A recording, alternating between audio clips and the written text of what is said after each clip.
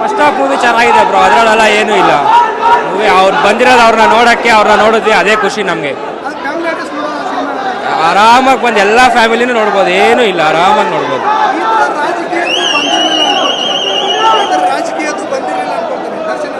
ಹೌದು, ಇದು ಮೊದಲನೇ ಮೂವಿ ಮಾಡ್ತಾ ಇರೋದು. ರಾಜಕೀಯ ಅಂದರೆ ಅವ್ರು ಎಲ್ಲ ಥರದಲ್ಲೂ ಕಾಣಿಸ್ಕೊಂಡಿದ್ದಾರೆ, ಇದರಲ್ಲೂ ಕಾಣಿಸ್ಕೊಂಡಿದ್ದಾರೆ, ಚೆನ್ನಾಗಿದ್ದಾರೆ.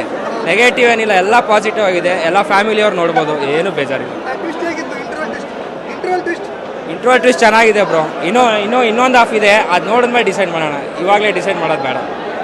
ಸ್ಕ್ರೀನ್ ಪ್ಲೇ ಮಾತ್ರ ತುಂಬ ಚೆನ್ನಾಗಿದೆ. ನಮ್ಮ ಬಾಸ್ ಆಚೆ ಬಂದಿದ್ದಾರೆ, ಇನ್ನೂ ಸೂಪರ್ ಆಗಿರೋದು. ಆ ಕ್ಯಾಮ್ರಾ ಎಡಿಟಿಂಗು, ಡೈಲಾಗ್ ಡೆಲಿವರಿ ತುಂಬ ಚೆನ್ನಾಗಿದೆ. ಇನ್ನೊಂದು ಹಾಫ್ ಇದೆ, ಫುಲ್ ಮಾಸ ಕಾಣಿಸಿದ್ದಾರೆ. ಮಾಸ ಕ್ಲಾಸ್ 2 ಇದೆ ಈ ಮೂವಿಲಿ. ನಾವು ವೇಟ್ ಮಾಡ್ತಿದ್ದೀವಿ ಇನ್ನೂ ಮೂವಿ ಕಂಪ್ಲೀಟ್ ಆಗೋದಕ್ಕೋಸ್ಕರ. ನಮ್ಮ ಬಾಸ್ ಆಚೆ ಬಂದರೆ ಇನ್ನೂ ಹಬ್ಬನೇ.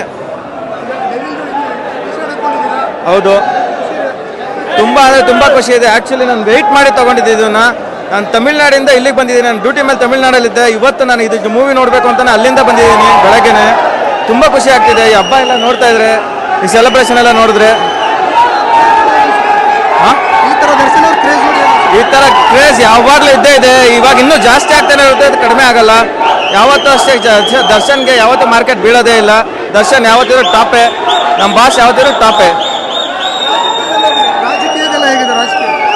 ರಾಜಕೀಯದೆಲ್ಲ ತುಂಬ ಚೆನ್ನಾಗಿದೆ. ಆ್ಯಕ್ಟಿಂಗ್ ಡೆಲಿವರಿ ಮಾತ್ರ ಸಕ್ಕತ್ತಾಗಿ ಪ್ಲೇ ಮಾಡಿದ್ದಾರೆ. ಮಾತ್ರ ನಿಜವಾದ ಲೈಫಲ್ಲಿ ಈ ಥರ ಏನಾದರೂ ಅವರು ಪಬ್ಲಿಕಲ್ಲಿ ನಿಂತಿದ್ರೆ ಅವ್ರ ಪಕ್ಕ ಆರಾಮಾಗಿ CM ಆಗ್ಬೋದಾಗಿತ್ತು.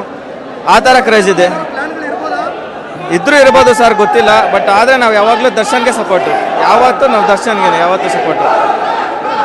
ಡೆವಿಲ್ ಮೂವಿ ಅಂತ ಅಬ್ರ ಮಾಡ್ತಾರೆ, ಅದು ಕ್ರೇಜ್ ದುಪ್ಪಟ್ಟಾಗ್ತಾ ಇದೆ. ಆದರೂ ಮಾತ್ರ ಕ್ರೇಜ್ ಮಾತ್ರ ಅಲ್ಟಿಮೇಟ್ ಆಗಿದೆ.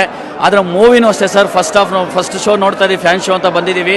ಆದರೂ ನಾವು ಎಲ್ಲೋ ಒಂಥರ ಕಾಟೇರ ಥರ ಇರುತ್ತೆ, ಆ ಥರ ಇರುತ್ತೆ ಅಂದ್ಕೊಂಡು ಬರೋದಲ್ಲ. ಇದು ಬೇರೆ ಲೆವೆಲ್ ಥರನೇ ತೋರಿಸಿದ್ದಾರೆ ವೀರಣ್ಣ ಪ್ರಕಾಶ್ ಅವರು.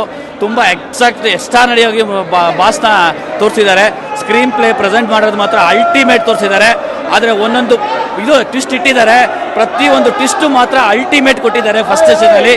ಆದರೆ ನೆಕ್ಸ್ಟ್ ಲೆವೆಲ್ಲು ಬಾಸು ಹೊರಗಡೆ ಬಂದಮೇಲೆ ಯಾವ ಥರ ನೋಡಬೇಕು ಅಂತ ಜನ ಇಷ್ಟಪಡ್ತಾರೋ ಆ ಒಂದು ಥರ ಈ ಮೂವಿಲಿ ಬಾಸ್ನ ತೋರ್ಸೋಕ್ಕೆ ಪ್ರಯತ್ನ ಪಟ್ಟಿದ್ದಾರೆ. ಅದು ಅಲ್ಟಿಮೇಟ್ ಇದೆ, ತುಂಬ ಚೆನ್ನಾಗಿ ಬರ್ತದೆ. ಆದರೆ ಒಂದು ಸಸ್ಪೆನ್ಸ್ ಇದ್ದಾವೆ.